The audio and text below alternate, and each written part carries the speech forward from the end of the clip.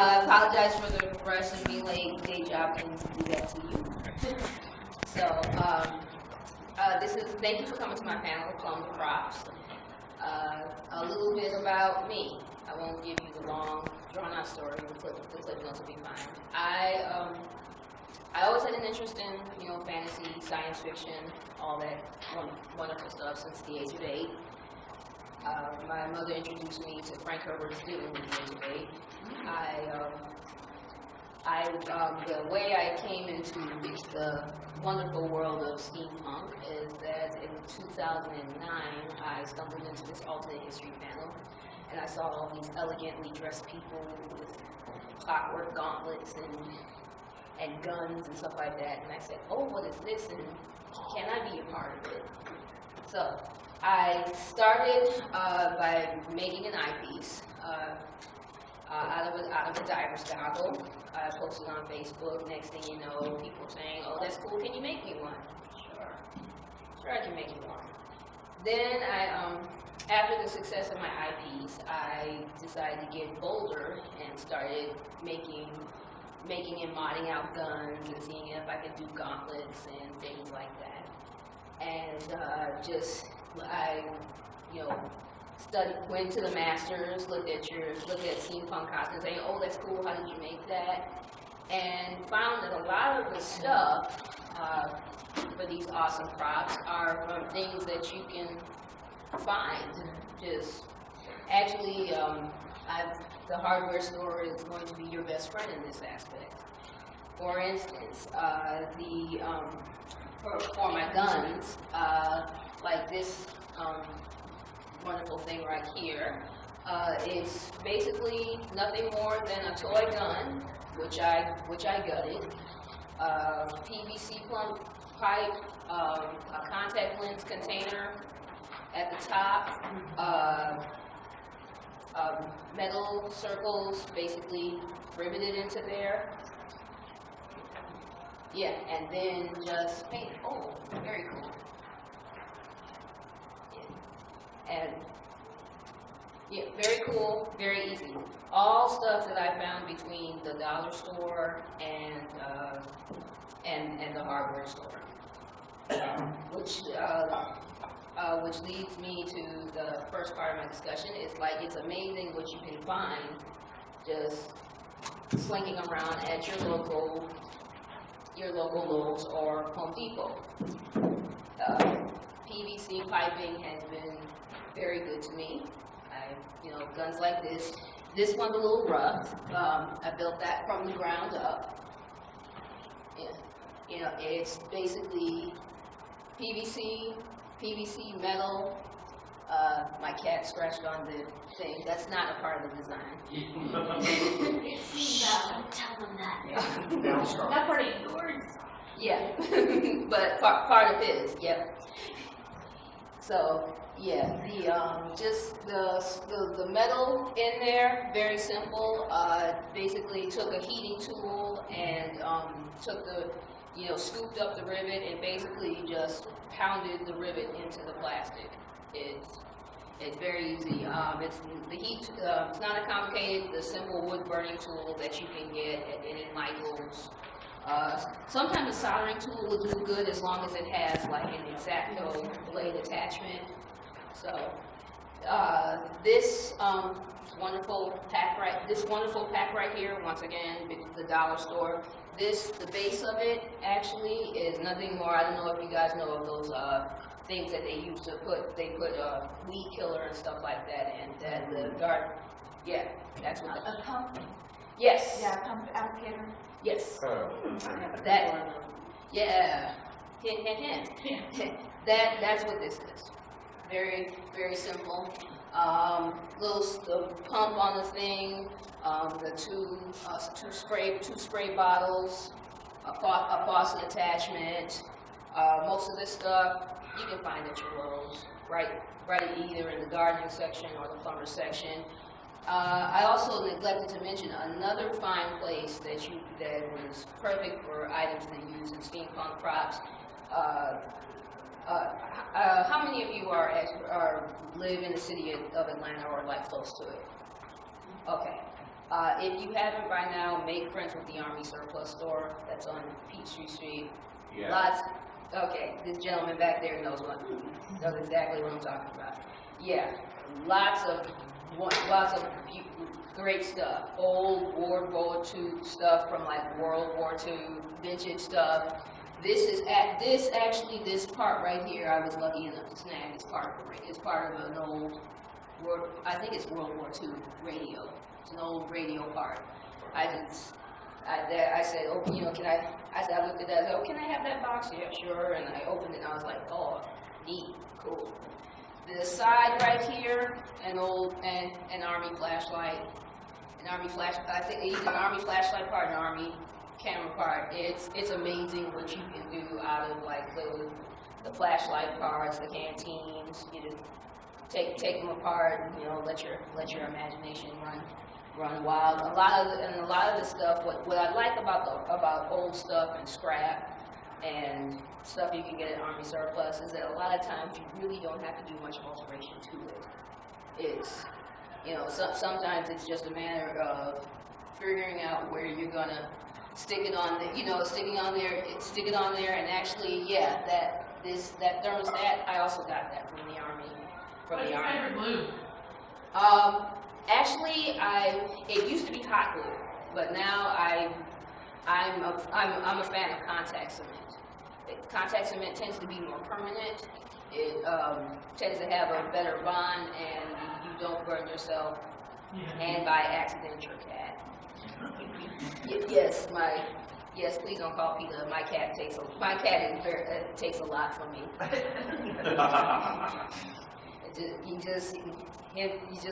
He slinks in when I'm working on my stuff, and next thing I know, oh, I didn't see you there. I'm sorry. I wonder if you scratched the guy. Yes. Personal vendetta. Yeah, his little way of saying, I don't exactly appreciate the hot glue. So another fantastic material I found is craft foam and Eva foam. If you are not familiar with Eva foam, if any of you have the garages with interlocking mats, that's Eva. It's like, as you can see, the little patterns on the inside. It's Eva. All it needs, what I love about Eva, get yourself a heat gun, heat and shake. It's great. If you're going to do, if you use Eva for anything like gauntlets or stuff like that, or shoulder pads, you apply the heat. That's how it gets to be shaped. I've been able to find Eva. Best place would be Harbor Freight. If any of you know Harbor Freight. Harbor Freight. You get the nice foam rolls. Very simple. Just roll them out, cut them. And as far as the heat gun, some of you might not want to spend the money on a heat gun. Heat gun basically glorified blow dryer. If you got a hair dryer at home, turn it up to the highest thing, it will do the very same thing as that. And then actually the mechanisms. Also, mechanic shops are great. Or just if you know a mechanic. Or if you work near a mechanic shop, hey, that thing that's on the ground that looks really cool. You using it? 9 times out of 10 they'll say no. Take it. But then all of a sudden you've got a part. You've got a nice little mechanism. Actually, this would be another thing, though it has nothing to do with steampunk. It is a lightsaber that I built solely out of Plumb's parts. All of this stuff is stuff that you use to fix your sink. It's another thing. Thank you.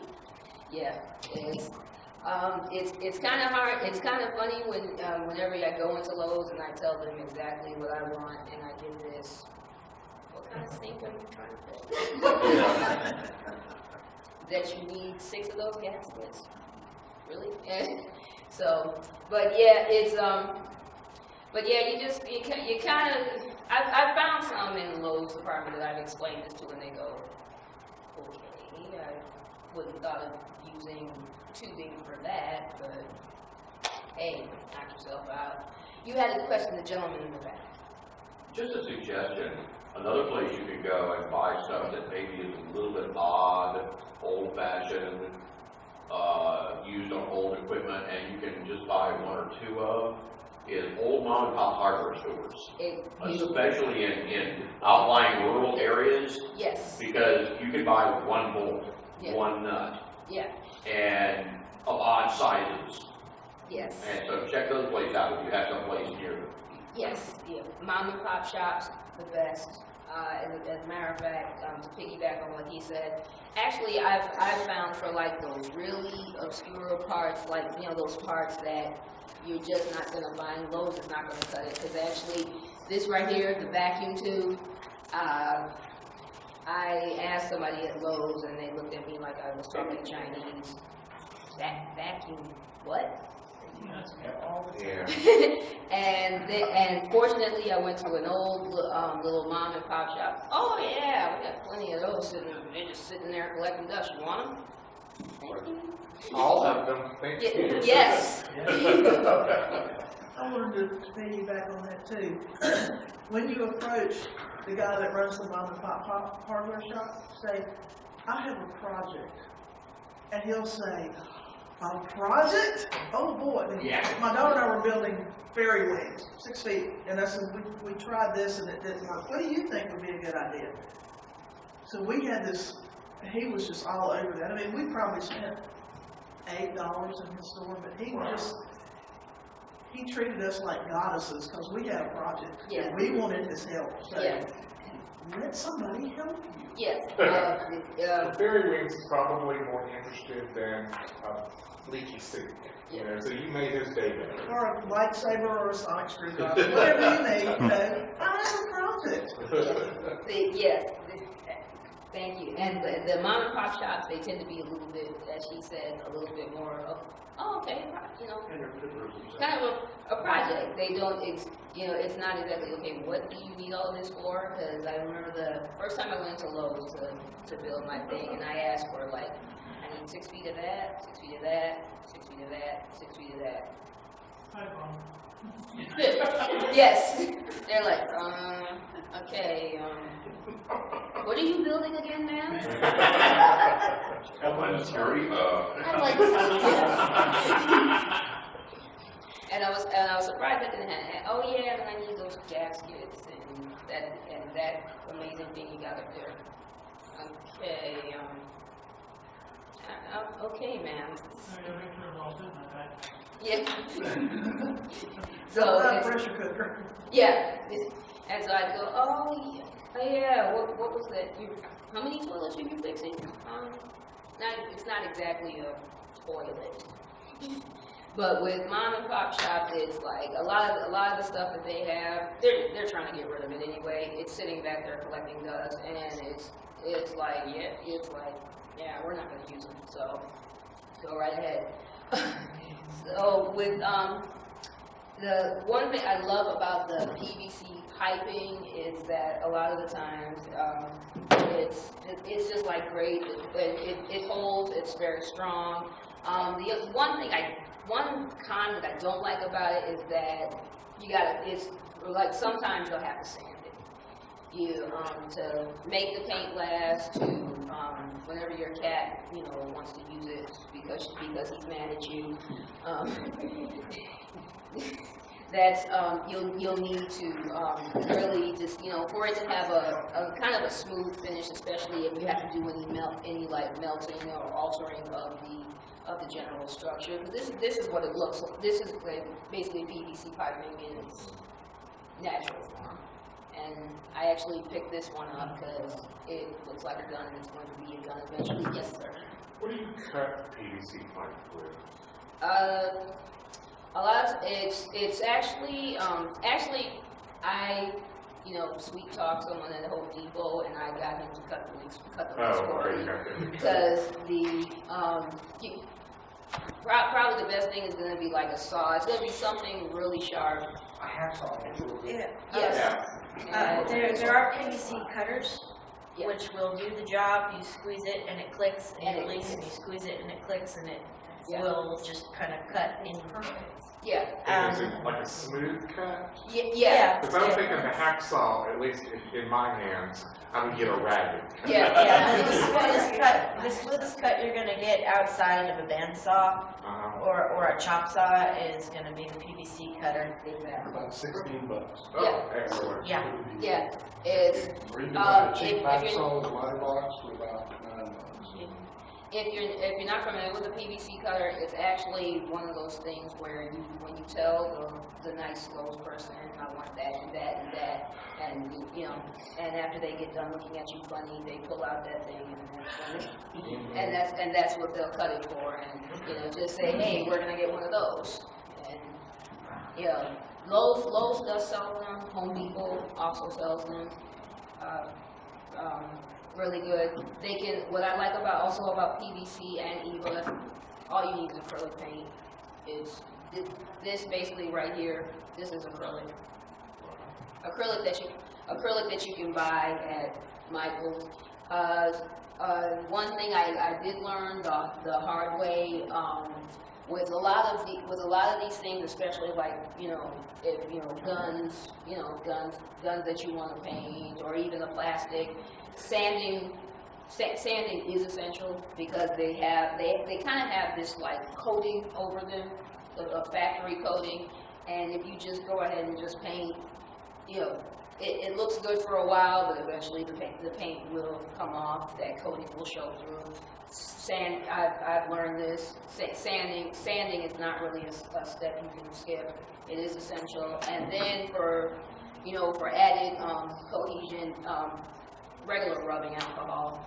You sand it, you clean it with rubbing alcohol. Huh? That would give it enough Yes. toe or whatever. Yeah, it's clean it with rubbing alcohol. Some people say you should prime. Sometimes I prime, sometimes I don't. But the sanding and the rubbing alcohol, that's, you know, just if you really want your paint job to last, that's really not two steps that you can skip. So. Do you still have to use PVC glue, that purple stuff, or you can use any? I use hot glue. I've kind of divorced hot glue, and you know, I'm now with contact cement. I feel that contact cement is better. Contact cement, you coat the two sides, you let them dry. Once they dry and it's a glossy finish, you press it together. There's your bond. But, you know, with hot glue, and this is something I learned from my buddy, mentor kind of thing. With hot glue, for a really strong bond, it's really got to be hot glue. Yes, sir. Thank you. It's not really that glue that you can get at Michael's, and I also learned that the hard way. I'm thinking, oh, glue sticks are glue sticks. You know what does it matter? And then I learned when a gun I built fell completely apart and that's when she explained it to me. With the hot glue that I was using, that's meant more for scrapbooks. For scrapbooks, repairing the occasional Christmas decoration that the cat tore down. That's what that kind of glue is for.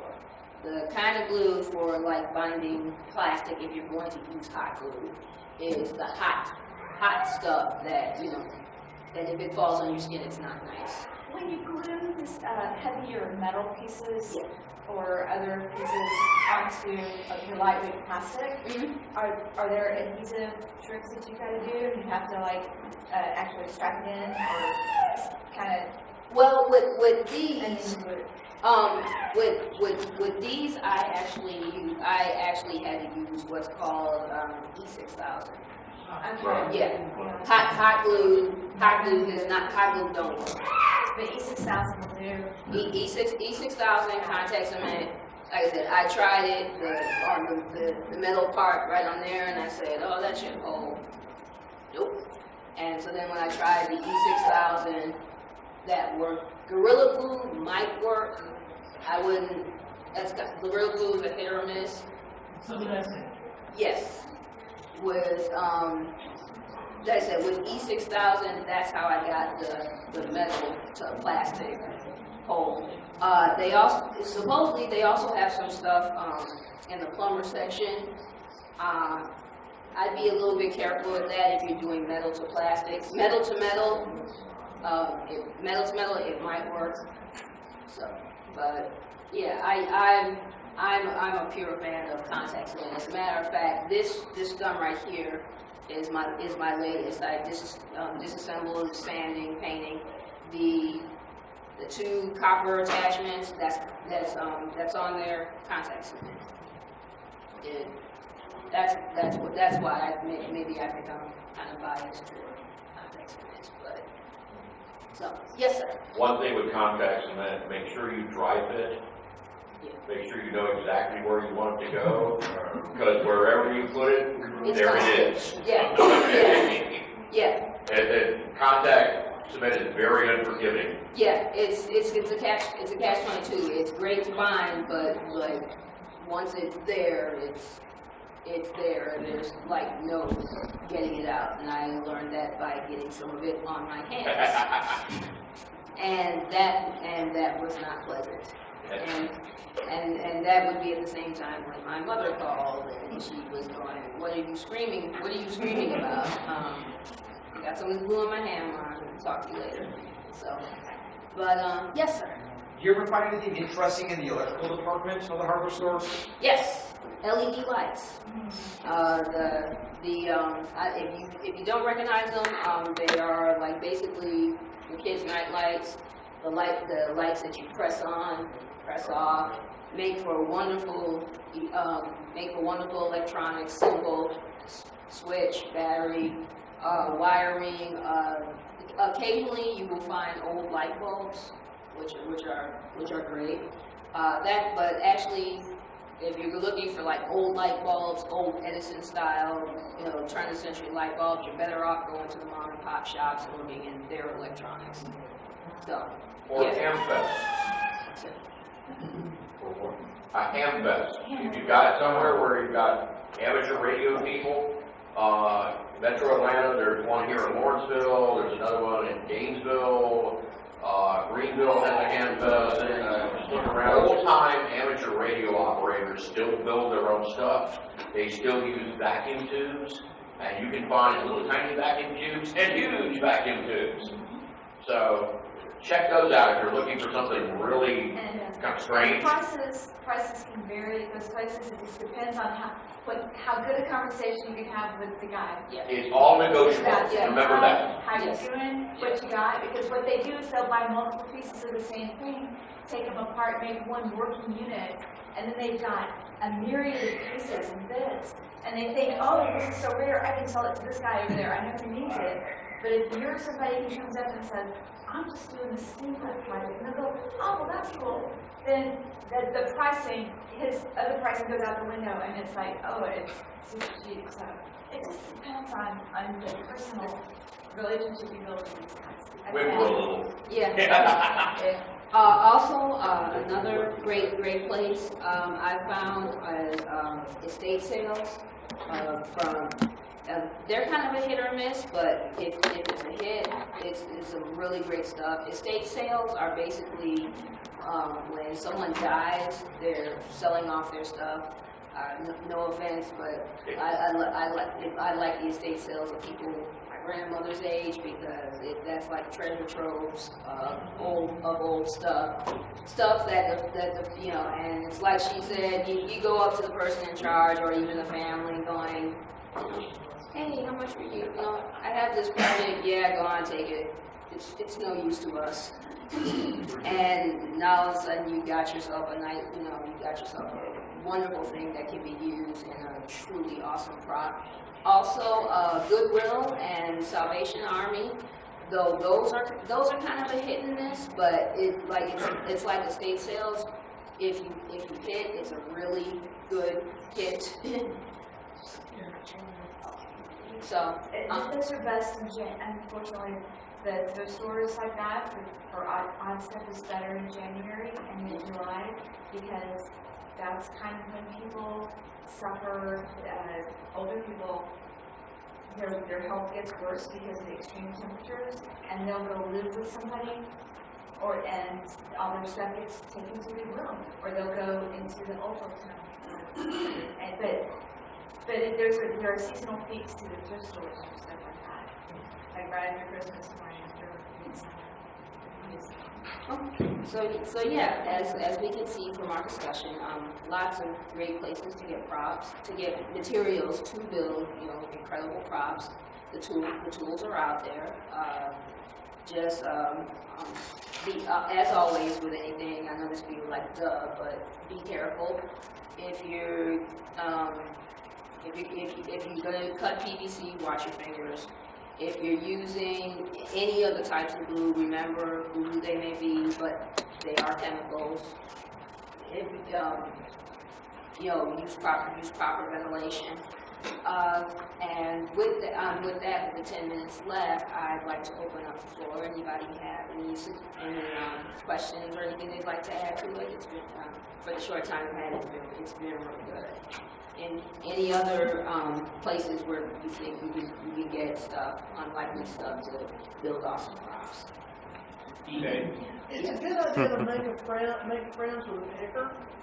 If you have somebody that runs an eBay business and they go to estate sales and they find stuff, and let them know what kind of junk you're looking for. Because they're not looking for what you're looking for. So if you say, sometimes they'll buy like whatever's left, they'll buy a whole box of it. So you give them some idea, we want to pay for a little bit for it, but I got a friend she'll bring me bags of jewelry and watch parts and, junk. And she brought me a radio, with vacuum tubes in it.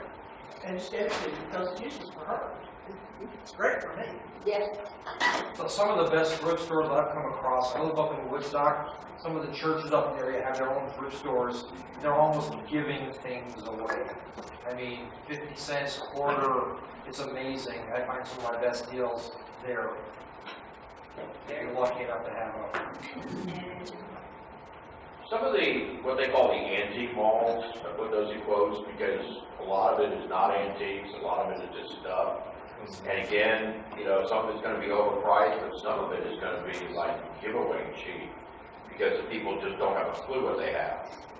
And if you're willing to, be patient and just take an afternoon, just kind of wander the aisles, you'd be amazed some of the stuff you'll find.